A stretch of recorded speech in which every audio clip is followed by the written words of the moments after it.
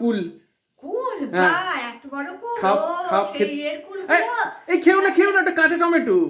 হ্যাঁ ও তুমি সত্যি এত আমি ওটা কাঁচা টমেটো, ওটা কুল বলে খেয়ে নিচ্ছে দেখো বন্ধুরা। আমি কি করে জানবো তুই এসে পর হট করে বলছিস? এ বাবা, আমি কাঁচা টমেটো ঝাল করে তোমাকে আজকে খাওয়াবো। আচ্ছা এরকম বড় বড় কুল বেরিয়েছে। তাই হ্যাঁ এরকম বড় বড় কুল তো পাওয়া যায়। আমি সেরকম আজকে কি রান্না করছো? আজকে তোর কি রান্না করব, আজকে তোর মেয়েদার পেটটা তো ভালো না, শরীর খারাপ, সেই জন্য ভাবছি কাঁচা মুগের ডাল করি, পোস্ত আটা করি, তারপরে আলু চোখা করি। এইসব ঠান্ডা হবে পেটটা। পেটটা ঠান্ডা হয় এই জন্য। ওলকপি খেলেও পেট ঠান্ডা হয়।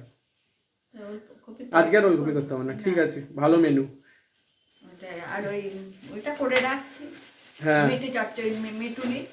হ্যাঁ হ্যাঁ পুঁই মেচুরি, ঠিক আছে করো। হ্যাঁ আসছি আমি। পুজো দিয়ে আসছিলাম, একটু বাজার ইচ্ছে হলো, কিছু কিছু মনে পড়লো তো সেগুলো নিয়ে এলাম।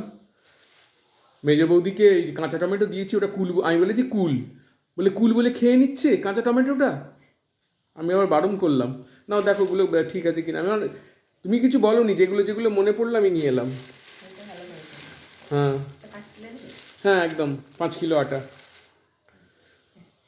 তুমি যেখান থেকে আর ওগুলো বাজার অল্প, শীতকালের বাজার তো, বাজার আছে এক গাদা, তবু নিয়ে নিলাম। হ্যাঁ কাঁচা টমেটো, বেগুন, ধনেপাতা, ঠিক আছে। আজকে তাহলে কাঁচা টমেটোর ঝাল করবো, খাবে? পোস্ত কাঁচা টমেটোর ঝাল, ঠিক আছে। তুমি কি পড়ছো? জল খাবার খেয়েছো? ও আমার সাথে খাবে, ঠিক আছে। আমি তাহলে জামা প্যান্টটা ছাড়ি, ঠিক আছে।